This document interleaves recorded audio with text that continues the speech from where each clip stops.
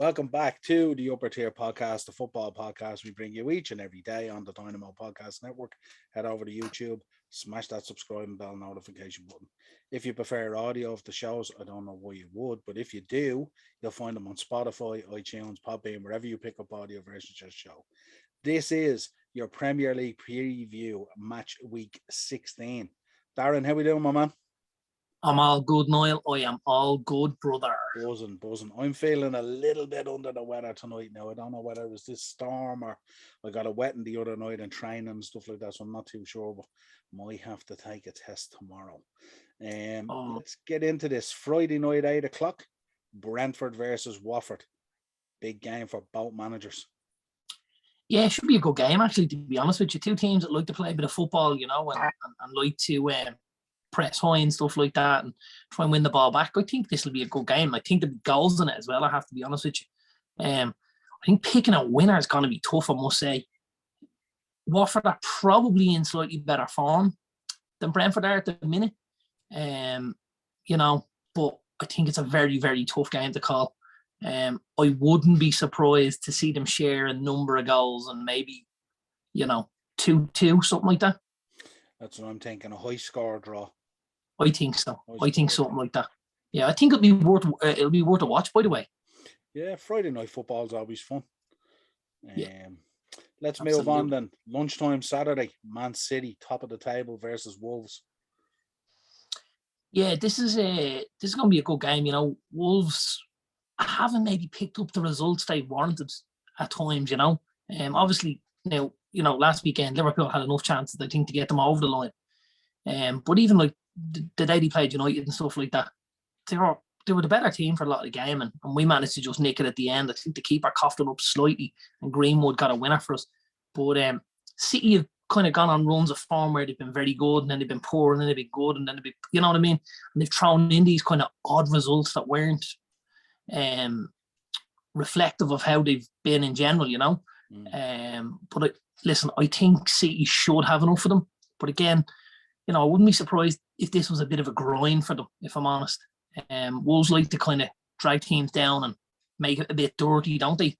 In the middle of the park and stuff like that. And obviously they're trying to bounce on you with Trincao and Podence and Chan and Jimenez and stuff like that. I don't think they'll trouble City as much as they troubled us, put it that way. They really had us under the cosh at Molyneux. But I think they will trouble them, and I think they might even get on the score sheet here. I think City will do it, though. I'm going to say 2-1 City. I'm going to go for a comprehensive win for City here, 3-0. I think City will be buoyed by the fact that they're the early game. They're top of the league. They'll want to set down a marker. I also think that Wolves will have to surrender a lot of possession here. And I think City will also be buoyed by the fact that the Champions League is now out of the way till February. And I think they'll be fully focused on the league more so than they have been in the last, say, 5-6 weeks, even though they've been spectacular in that time as well. I think this is an easy win for City. I think if Liverpool had taken their chances, it could have been, 3-4, whatever it was. They had a bundle of chances there. Jota missed a couple of sitters. I just think City will have too much for these guys all around the park. And I think 3-0 City. Okey-dokey. Yeah, I think City are kind of just a bit too clever to get dragged down by Wolves into their game, and especially. Listen, I think Wolves also have they have that slight advantage of having the week, don't they? City had that game, albeit they were able to rest an awful lot of players and stuff like that, but they still had that game in the Champions League during the week. So I think that can impede teams slightly. Now, it's not as bad as the Thursday night football, but I think they'll do enough. I just think it'll be a bit scruffier than maybe you think. They were able to rest players, so they put in Grealish and Foden. Right, mad, isn't it? And De Bruyne. Yeah. To get the minutes, because they haven't been getting minutes recently, which is startling when you think about it. Like, yeah, the first of the 3 o'clocks is an interesting one. The Governor versus Arteta. Two managers under a bit of pressure, especially Arteta after that Everton result. Absolute disaster. But Arsenal entertaining Southampton at the Emirates. Yeah, like, to be honest with you, I think these are the kind of games that Arsenal have looked reasonably good in lately, against these kind of mid to lower table sides, where they get a lot of possession and they can knock the ball about and stuff like that. Against United, they just coughed up too many chances. And obviously with Everton the other night, you're watching that game and you're thinking they're doing enough here to get by, and really was a game of two halves, wasn't it? Everton came out in the second half and started to get in their faces and stuff like that a lot more. And the boy Damari Gray obviously scored the winner, but hit the bar before that, which was the rebound for Richarlison. They still look like a soft team, Arsenal, don't they? And I don't think Southampton are overly physical, but I think they're quite combative, in the middle. I think Arsenal will do this, but again, I think it'll be just by the odd goal. I think it'll be scruffy. I'm gonna say again 2-1 Arsenal. Yeah, I just think with Arsenal, when they play a team, that they're making a career out of making teams on bad runs look really, really good. I mean, that's a poor Everton side, isn't it? At the moment, void of any kind of confidence. You would have expected Arsenal up there. And I did mention to you on a previous episode, that Partey lad, he is stealing a living. He was desperate. He was desperate against Everton. Desperate. He was poor. Now, if you're telling he was poorer than Granit Xhaka, I'm not having it. Like, what the kid is even what Xhaka's even doing in the stadium is beyond me. He's a fucking nightmare. If you're an Arsenal fan, like, you just don't know what he's going to do. There's no level of professionalism with him. We've seen a few weeks ago, obviously, he's red and stuff like that when he was under the cushion. It's just, he's so poor, Xhaka. He really is. They gave the boy Samuel Lokonga another rest, and I'm kind of thinking, this kid is really, really good. Everybody's talking about him.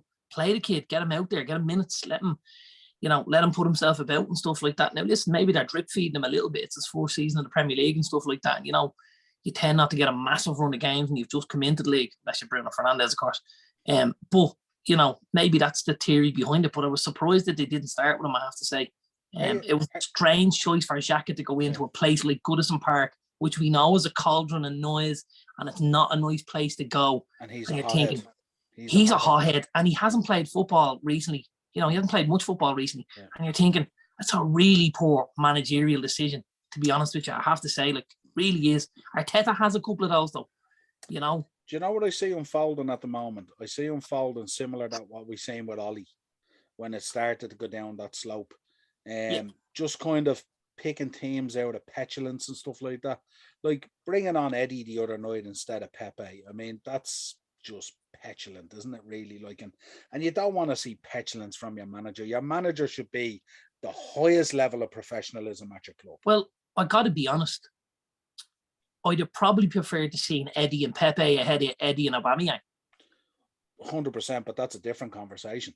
Because I really think, Eddie goes in there and he's looking to try and nick you goal, and he's playing right up on the last man, he's high and stuff like that. He was unlucky at the end not to nick it, by the way.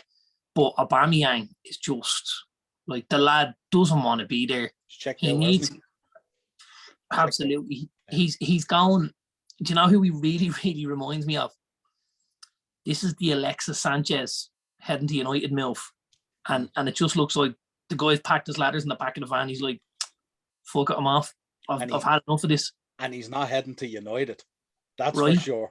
But if you look at Arsenal at the moment, I mean, you have Aubameyang who looks like he's checked out. You have Lacazette who looks like he's ready to move. You have Eddie who's looking like he doesn't want to sign a new contract. He's made it clear he doesn't want to sign a new contract. So and it's probably not level or standard of football, if we're honest. Yeah. Is he going to play for a team maybe in the lower half of the league or the upper echelons of the championship? Probably. Is he an Arsenal striker? I don't think so. I've seen enough of him to judge him at this stage. I think if he was going to be very, very good, I think we'd have seen it by now. So they're lacking up front. They're void of ideas at the minute, aren't they? And there's a lot of names been linked with that Arsenal number 9 shirt. Obviously we've had Dominic Calvert-Lewin. You got the boy Vlahovic at Fiorentina. You've got our lad Darwin Núñez at Benfica. So there's a lot of lads been linked with Arsenal. A lot of kind of, big target many kind of strikers where you can get guys to play off them and in and around them. I suppose when you look at it, though, I mean, is the issue here? I mean, let's call a spade here. Have the players checked out because of Arteta, and is Arteta the problem? Like, what I'm thinking is, if you bring in a manager there, a strong manager, I mean, Aubameyang's not going to get away with that. You know what I mean? Partey's not going to get away with that level of performance.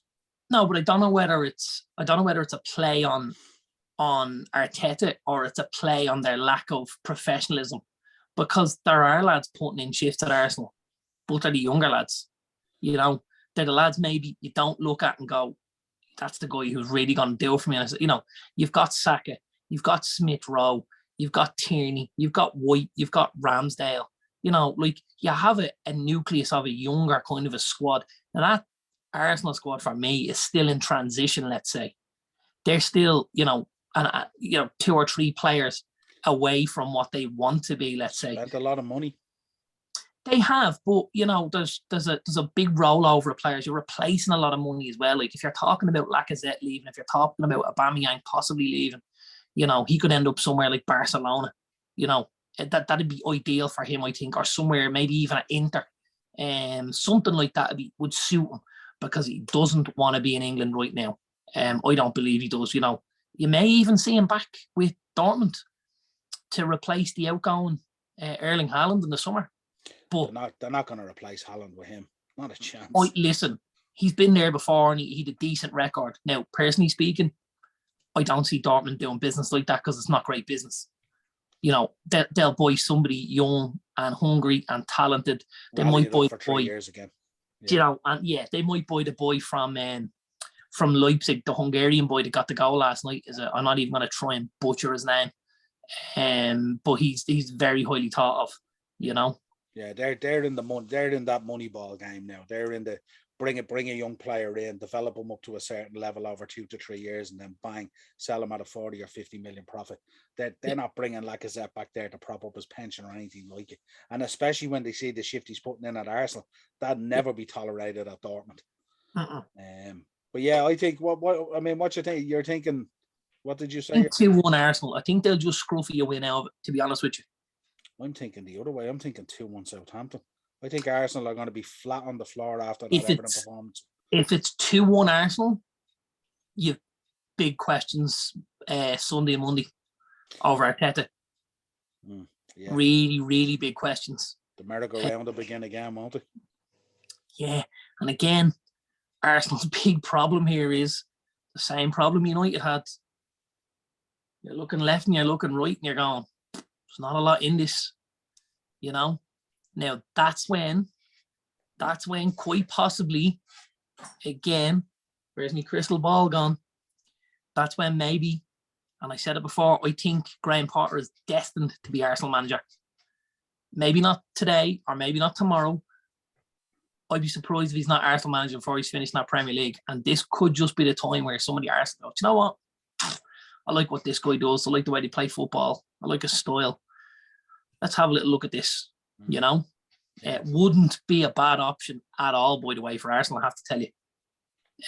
You know, if you look at that Brighton squad, it's not got the quality in it that the Arsenal squad has. But like, are you telling me? Yeah, are you asking me who I want to play against week to week? I'll play against Arsenal every week. Thanks very much. You know, talent or no talent, because they're not. Well, then the question is, do they have the quality? Because I think in terms of Brighton, I think they do have the quality. When you look at Basuma and players like that are there, they're serious players. You know what I mean? And I just think you tell me, you compare Basuma, who plays in midfield now, and you compare him to Thomas Partey. Who would you want in your starting 11?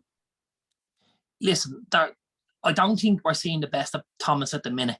You know, if we look at the Thomas that we saw week to week in Atletico, then it will be a different kind of a decision you'd have to make. At the minute, you'd have to say Basuma.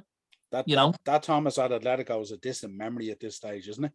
Yeah, but what's he doing? Has he put in 5 performances for Arsenal since he went there? Let's be honest. But this is my point then as well. You know, like, guys don't become bad footballers. You know, something changes. I.e., they're playing in a different team. They're playing in a team with no confidence. They're playing under a coach who's asking them to play a different role, maybe. You know what I mean? And we've seen it at United recently with Fred, where the change of tactics and how to play a player has turned the tide a little bit for him. and him to be able to build that confidence, and you know what I mean. So it only takes a couple of performances like that for you to, like the touch paper and things to start up again. But you've got to be asked to be doing a job that you're really good at and that you're comfortable and confident doing. We don't know tactically what he's being asked to do. We know what Atletico, what his job was. Atletico, the job was sit, protect, play on that double pivot, open out, get the ball right, get the ball left. But they were so well drilled at Atletico, in comparison to Arsenal. Yeah, but if you're going out onto the pitch and you're looking across to that dugout and it's Simeone, that's a very different looking guy than Arteta. Absolutely. You know what I mean? He'll absolutely tear you in two. Arteta's happy to just sit in and sit, you know what I mean? He just, Yeah, there's absolutely no fear factor with Arteta for me, I have to be honest. And you don't want this psychopath in charge either. Because if you did, Roy Keane might still get a job, but he won't. Because he hasn't got a clue what he's talking about when he's talking about football. But Arteta doesn't strike me as the kind of guy who players are going to run through brick walls for, because we know if we get in at full time, we haven't done it, he's going to absolutely give it to us. I'd say he sits down beside them. I'd say everybody gets the little arm and it's okay, today was okay, we can do better, and blah blah blah. And I just think it needs to be more. It needs to be at a side like Arsenal, who are soft. It needs to be bam, someone needs to absolutely give it to them. And I think someone like Potter could do that, to be honest with you, because I 100% believe when Brighton are off it, he hammers them, and I think he hammers them on the basis that you're not doing what I've asked you to do. And regardless of whether we're Brighton or whether we're, Exeter or whether we're Arsenal, this is the job you've got to do. You go out and you absolutely do it to the letter of the law, because this is what we've worked on for the last 5 days to get you ready for, so go out and put in that performance type thing, Yeah, it'll be interesting to see anyway. Huge job for Arteta after the Everton game to pick it up against Southampton. Next up, Chelsea versus Leeds. Chelsea versus Leeds. Chelsea tonight. They brought the boys in, didn't they? Werner and Lukaku. We thought they might. We spoke about that in the Champions League preview. We thought they might play the boys and try and get them a few goals. So it worked for them. Werner obviously got a couple of goals and assists, and Lukaku got on the score sheet as well, which should lead them into Leeds in better stead. Obviously, they won't go with the same team they played tonight. They'll have a better back four, and obviously the keeper will change and stuff like that. And even in the midfield, things will be a bit tighter.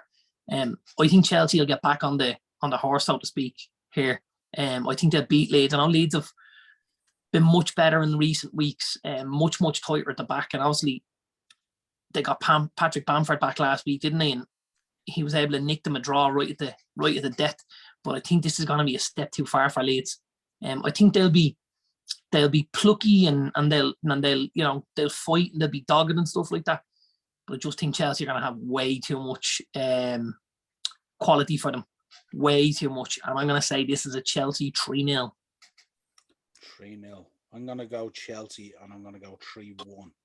I think Bamford will get a goal, but I think it'll be 3-1. I think Chelsea will get back to winning ways. There's no doubt about it. There's too much quality there. And I don't know whether Leeds can withstand that kind of pressure for 90 minutes. You know what I mean? I think it's just a stretch too far, especially away from home. Next up, one of the most intriguing games of the weekend at 3 o'clock, Liverpool versus Aston Villa. Stevie G returning in good form, but in the away dugout at Anfield. Yeah, it's going to be a strange one, isn't it, for Stevie? No doubt he'll get an unbelievable reception. Probably the best reception any visiting manager has got at Anfield in the last, number of years, I'd imagine. And I no doubt even Klopp himself would be happy to see him. But I think everything will go out the window come 3 o'clock, won't it? This will all be about, him getting Villa to hit their straps the way they have been in the last few weeks. Again, they haven't necessarily set the world on fire with how they've been playing Villa, but they've been dogged, they've been resilient, they've been tighter at the back, they've had a little more free-flowing football going forward. I think there's a big performance in Villa, if I'm honest. I think there's a big performance because I don't believe they've hit their maximum yet. Will it be Saturday? I don't know. I think there's a possibility it could be Saturday, because I think this is a big, big game for Stevie. This is the first time he gets to kind of slide the CV under the door on the way past, isn't it? And just say, have a little look at that, a little dress rehearsal of what could come, I don't know. The way ex-players going into management positions in their old club are going these days, I don't know whether that's the way to go. And I'm as big a Steven Gerrard fan as anyone. I love the guy. Yeah, I think, listen, he obviously did a pretty good job up at Rangers. We can't overlook that. And he's probably done a better job at Rangers than any of the others we're talking about. Arteta didn't really have experience other than being number 2 at City. Solskjaer was at Molde, and he relegated a bad Cardiff side. And Lampard did reasonably well with Derby, but didn't get them promoted. So, you've got to look at those appointments and maybe think Stevie's done it slightly differently. He's gone in, Rangers obviously done very, very well, win the league title and stuff like that there, bring into performances in Europe and stuff like that as well, get them back playing. And a good style of football they were playing, I think he'll do a good, solid job at Villa. I think it'll be solid. I think he'll put them over the next 18 months, in contention for that top 6. And I think if he does, that's when Liverpool will go, oh, we have to have a little look here, just because, things don't last forever. And I think he'll have a lot more on his CV at that stage than any of the other boys we've mentioned. For Saturday, yeah, I think Villa are going to be hard to beat. I think the Villa boys themselves will know that this just means the absolute world to their gaffer, who's come in, and obviously things have gone well with the players because you've seen that reaction straight away, haven't you? And you've seen them try and go and do that extra little bit to just get themselves over the line every single time. I'm going to say that this is going to be a tight game. And I'm going to say it's going to be a 1-1 draw. Well, I'm not going to say that. I'm going to say it's going to be Liverpool 3-1. Liverpool 3-1. So a handy day at the office. I wouldn't say a handy day at the office. I'd say it could be 2-1 for a while. And I think Villa might have 1 or 2 chances. But I think Liverpool on the counter then with Mo Salah. I expect Mo Salah to score 2 on Saturday. And maybe a set piece from Trent or maybe Jota, I think. Jota might want to put the build in there with the Wolves connection with the Derby. And so I'll keep Salah and Jota in my fancy football team for the weekend. That's what you're telling me. 100% captain and vice captain without a shadow of a doubt. Okay. And if you want to put in another one to get a goal, try John McGinn maybe for Villa's goal. That's where I'm going with that. I like John McGinn. Yeah. Very good footballer. Yeah. So that's what I'm going for. Let's move on to 5:30, the evening game, one that you'll be very interested in. A very tough game for United away to Norwich. Yeah, well, listen, they're in good form, Norwich, aren't they? Not that good a form. No, well, listen, for Norwich, it's good form. What are they now? 4 games unbeaten? 8 points from 12? Are they? Yeah. Yeah. Did they not lose at the weekend? I thought they drew at the weekend. Who did he have the weekend? Gee, my memory's gone blank. Was it not 0-0 with Brentford or? No, I might have that wrong. I don't think so. Hang on now when I look. We're having a brain fart here, are we? I think you are having a little bit, potentially. I'll tell you now. Where were we? They were Sunday, weren't they? Oh, they lost 3-0 to Spurs. They lost 3-0 to Spurs. Sorry, apologies. As soon as you said Sunday, it came back to me. No, I was saying that because that's why I was thinking a handy day at the office for United, because Norwich back to form, reverting back to the norm. They were on a good run of results, obviously. Listen, I'm not going to say anything other than United, obviously, because we started to, we look like a team that's starting to understand what we have to do in the last couple of weeks. Obviously, under Carrick, and now with Ralph, it was an okay performance tonight with a very, very, very inexperienced team. like it's a long time since we gave that many young players a game and even that many debuts, you know. And I think it's great. I really, really do. Give the lads the night off and have them all raring to go and champing at the bit for Saturday, you know. Yeah.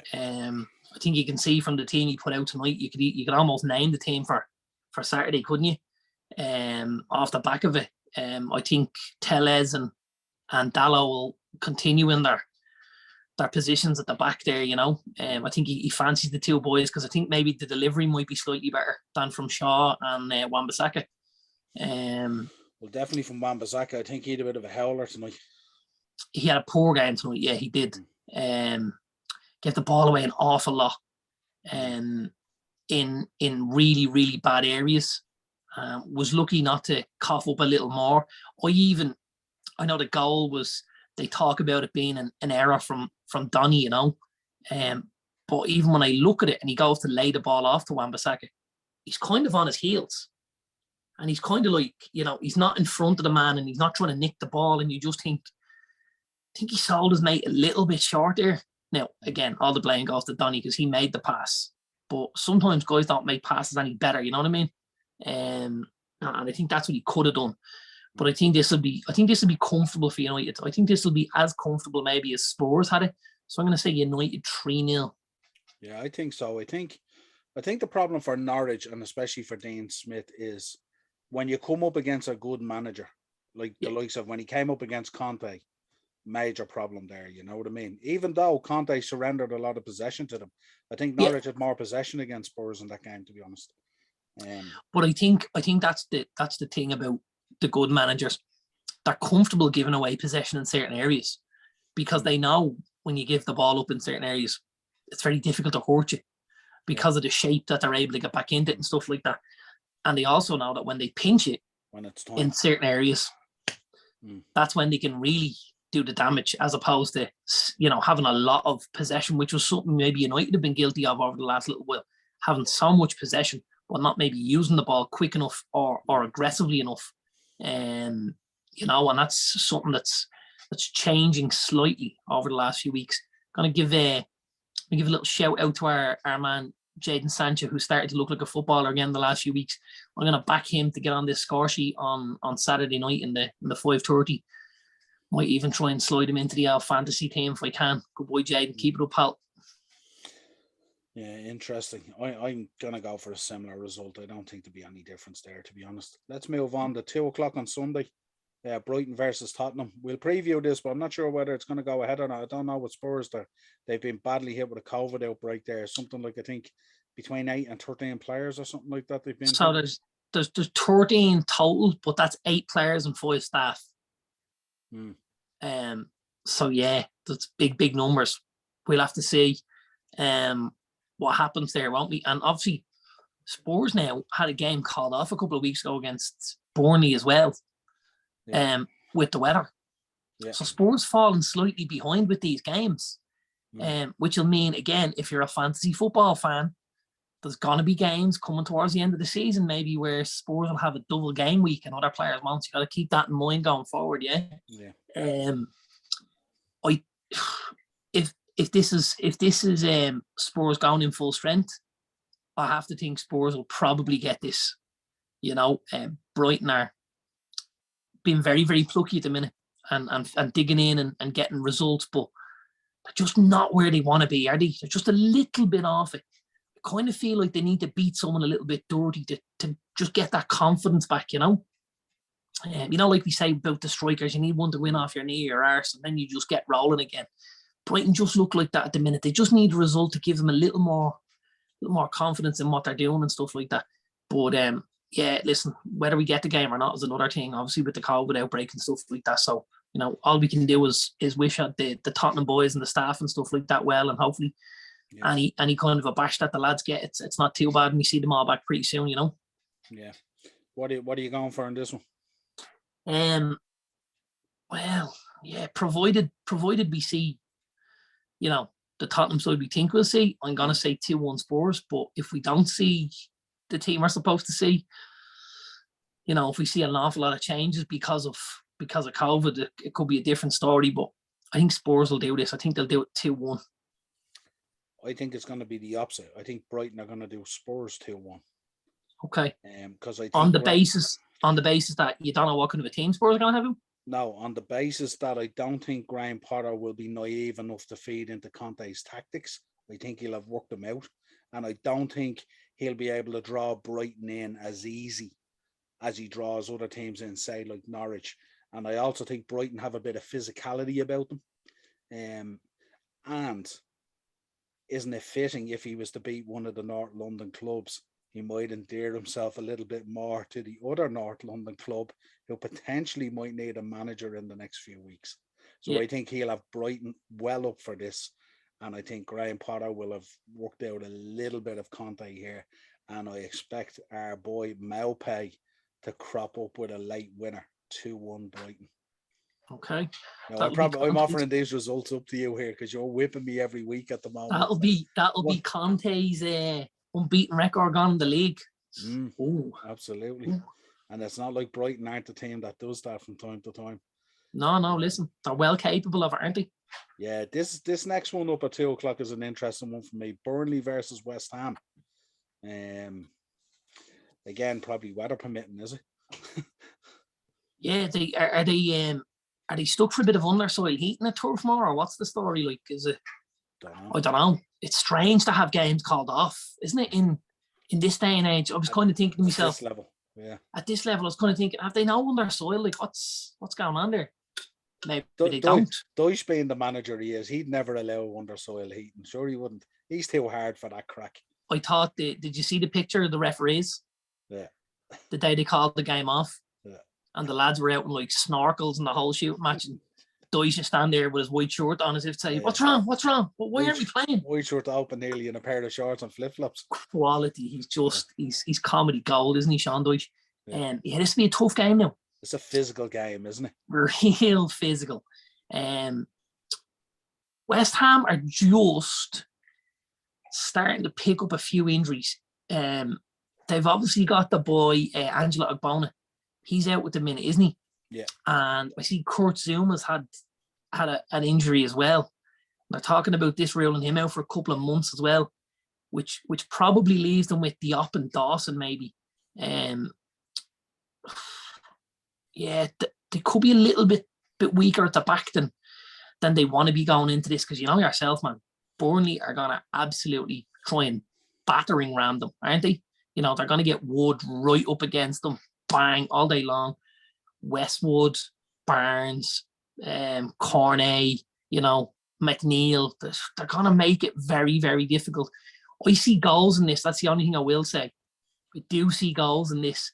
I'm going to say exactly what I said the last time West Ham had a big result like they did against Liverpool and they lost the game after. I think this is going to happen again. I think they've picked up that win against Chelsea, and I think Burnley are going to turn them over 2-1 at Turf Moor on Sunday. Okay. The only thing I'm worried about is, as you said before, the Thursday night football. Yeah. That could have an impact on it. They've qualified though, haven't they, West Ham? Yeah, true. But I mean, they're really, really running short on the central defenders. So what do they play tomorrow night? And if they play something tomorrow night, does that encroach on the game on Sunday, i.e. that's from in the centre-back position? Like, are we going to see, I wouldn't be surprised, we might have to see young Declan Rice drop back a bit. I think this is going to be a draw. I think there's going to be a score draw. But where I'm going to drop a little bit of controversial in here is, I don't see this match finishing 11 versus 11. Right. I think there'll be a few. You think it's going to be that physical? Someone's not going to make it to the shower after 95 minutes. They're going to be in there a little bit earlier. A lot earlier, I'd say. With the old Imperial leather. And I actually wouldn't be surprised if it finishes 10 versus 10. Ooh. That's what I'm putting. That might be worth a watch if they're going to, kick 7 bells out of each other. I just think it's going to be very physical. I think Deutsch sets up to be very physical. I think Chris Wood's physical. The physicality of Burnley versus the physicality of West Ham, I think, is it's always when we talk about physical teams, these are two physical teams, aren't they? Absolutely. And when they come up against each other, you're talking, and it just two explodes. Two good teams in claret and blue, absolutely horrible places to go. Horrible places to go. If you're a visiting team, and because of the physicality and the fans, they make it noisy and that kind of a cauldron atmosphere, don't they? And Turf Moor and that Olympic Stadium, they're not nice places to go, really, Eddie. No, absolutely. You get out of there with your 3 points, you tuck them under your arm and off you go. Thanks very much. See you again. As ourselves in Chelsea well know. Yeah, 100%. Yeah. So that's what I'm thinking. The other 2 o'clock, Leicester versus Newcastle. Yeah, it was good to see Newcastle get off the mark last week, wasn't it? You picked that one, Miller. Yeah.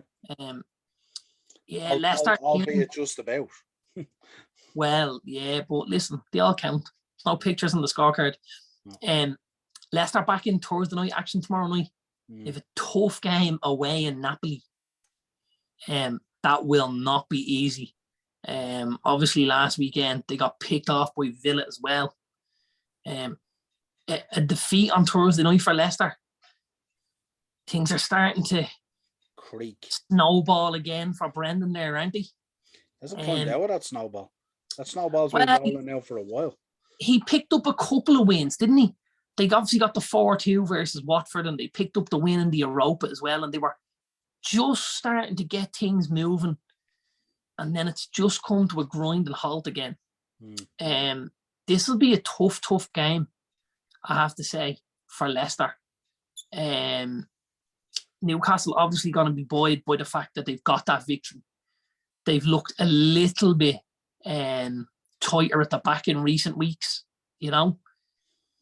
minus Kieran Clark. We're not shocked at that they've looked tighter, that Clark has left the building. I can't believe the boy Fabian Schär doesn't play a little more. I know he played last weekend. Like, for me, him and Jamal Lascelles should be an ideal partnership. Like, Schär's been very good for a number of years at Switzerland, and Switzerland are a very, very good international team, we've got to mention there. And Schär's been like one of the mainstays in the back four for them, with the likes of Rodriguez and obviously the goalkeeper, Sommer and stuff like that. But he's been very, very good. I'm surprised he hasn't got a better run of games at Newcastle. And I do think the boy Lascelles is a good centre-back.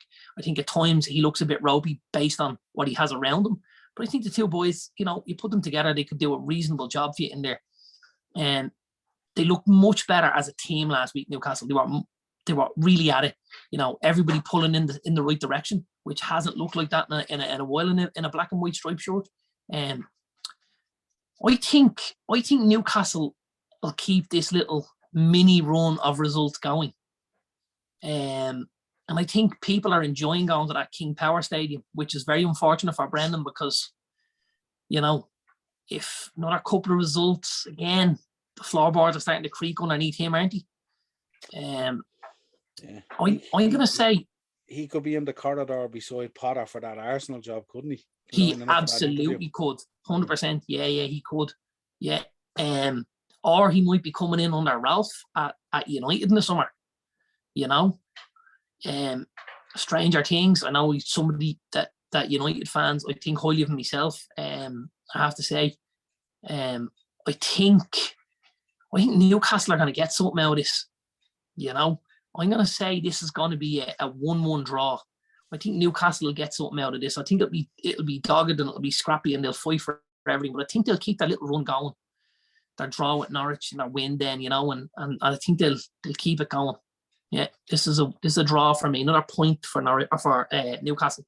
Yeah, I'm thinking the same score draw. Yeah, I think that, as you said, the Thursday night football, we always hinge back to it. But as you said, away to Napoli or whatever, that's going to be a very tough game.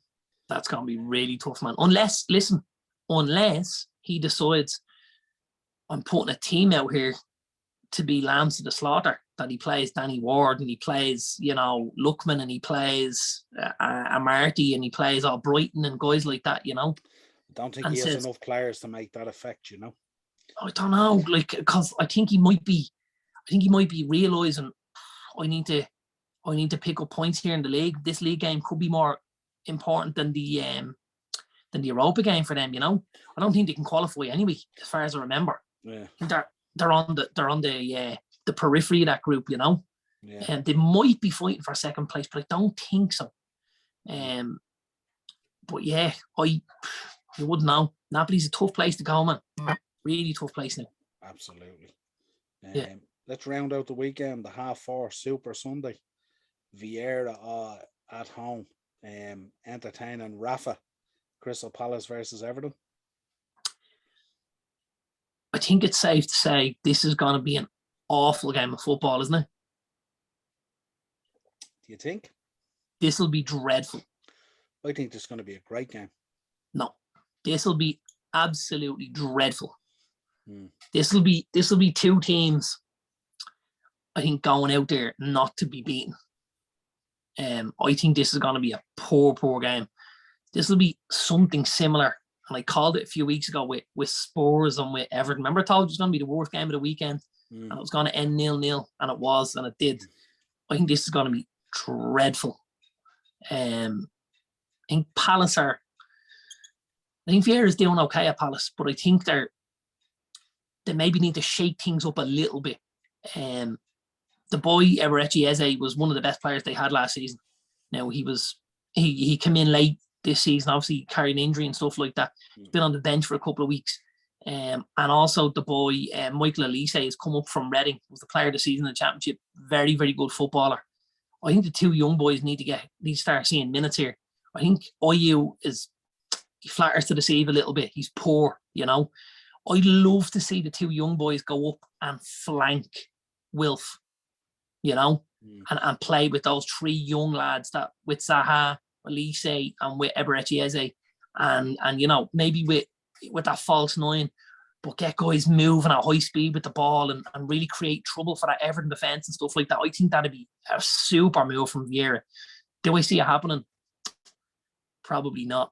We might see one of them take the space of Ayew, but I think we'll probably still see Benteke up front, which is, you know, I know he got his couple of goals a few weeks ago, but what's rare is wonderful, isn't it? I don't think he's not Premier League quality at this stage, is he? No, he's not. No. But I suppose when it's kind of a difficult game like this one. Yeah. But I think Palace might have too much here for Everton. I'm thinking Palace 2-1. Because I think Everton are god awful at the moment, and I know they got the result against Arsenal, but like Arsenal just hand those results. I think it says more about Arsenal than Everton. Absolutely. I'm gonna say it's gonna be a draw. I think it'll either be 0-0 or 1-0, but I think it's gonna be a really poor game of football to watch. Yeah. Especially with Everton on the road. And that Selhurst Park pitch is, you know, I wouldn't send me dog out if I'm honest. Like it's a shocking pitch for Premier League standard, you know. Yeah. I think it's going to be poor, and it's going to end in a draw with very few goals. Okay, well, as I said, I'm going for a 2-1 Palace win and Vieira to get back on the winning trail. Well, this has been your Premier League preview, match week 16. We're approaching very quickly the halfway stage, aren't we? We absolutely are, man. Yeah. Absolutely. And we will be dropping a number of shows as we approach Christmas. We're going to put together some interesting shows for the half-year report. And we're also going to look at our top 10 goals so far this season, and maybe a top 10 moments or something like that. We'll come up with a couple of really good Christmassy shows. We'll keep everyone busy over the festive season, won't we? Absolutely. Well, listen. When they've a little bit of extra time and they're out walking the dog and stuff like that, and they go, do you know what? I listen to these two fat blokes, and you know, we'll enjoy me half an hour stroll and stuff like that. Absolutely. They'll listen to us and then they'll bet the opposite. Yeah, absolutely, 100%. It's fine. It's no fun if you were right all the time. Sure, it's not. No way, man. Well, as always, Dynamo Podcast Network on YouTube, Spotify for audio versions of the show. This has been your Premier League preview, match week 16. Let's see, will City still be top at the end of this weekend? Can Chelsea regain their position, or will it be the Reds? Talk to you soon, my friend. Thanks, brother.